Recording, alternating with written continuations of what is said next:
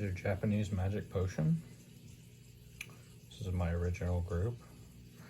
So I used to selectively pull, not from this group, but from others. You can see like that one in the middle has very little yellow, but the one next to it has more. So in fact, that one too, I'd pull out. And in time, you end up with ones that have more yellow on them. Now, really what I want to show you, not all these, is what I do for, if I want to go out of town and I'm not feeding these things brine shrimp and that kind of stuff, I use hay, because in the yard I find decaying leaves and stuff like that is where they all are, the isopods all are.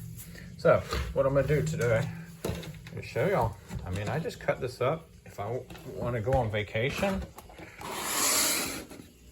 I don't have to worry about all those. This, that, these.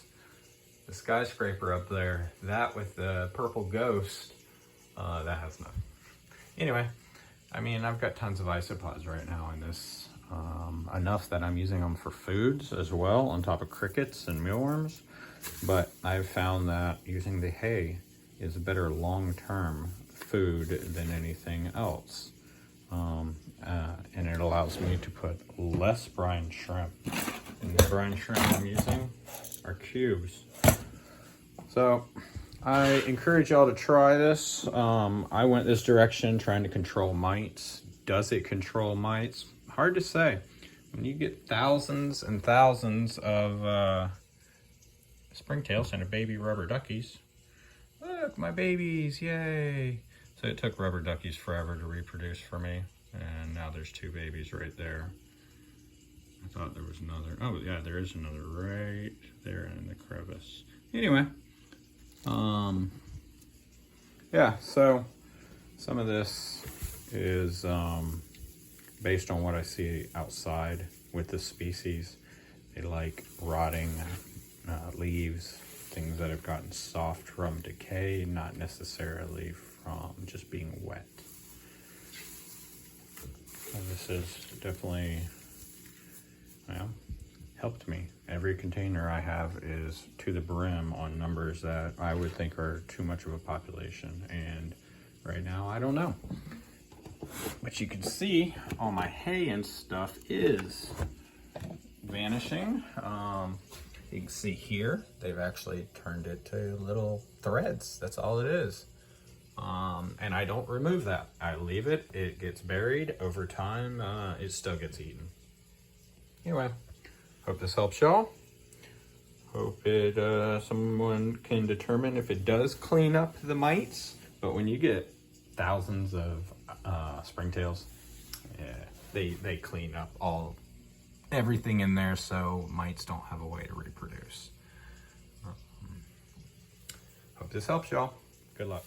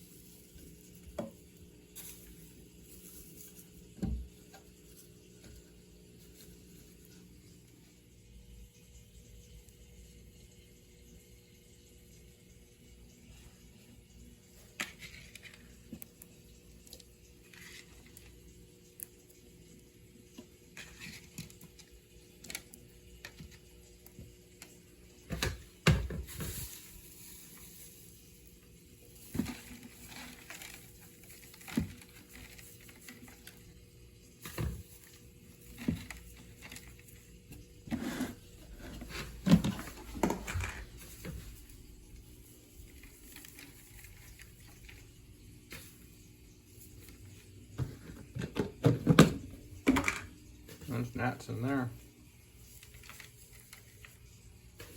There's also not as many isopods in these 2 containers of red, but this one was the original of the red. Please, now we're adding green beans to them. Fresh green beans, as well as the hay that I mentioned. I might have to cut up some more. I always put the food away from label side, because label side is where I put all my sphagnum for water. And yeah, that's all we do. Let's just do this. Toss a little brine shrimp, some other veggies once in a while. And really the hay will make it so I can go out of town for a week, week and a half, as long as they have the moisture.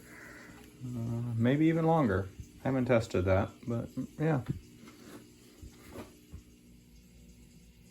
I'm gonna finish here by saying this is where it all started. There are some yellows in here.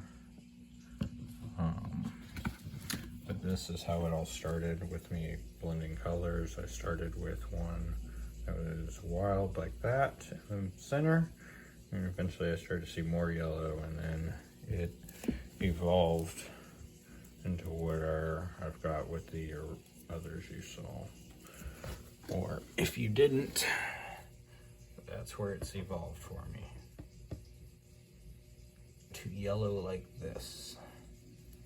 And we're trying to reproduce that throughout. Hope you guys enjoyed.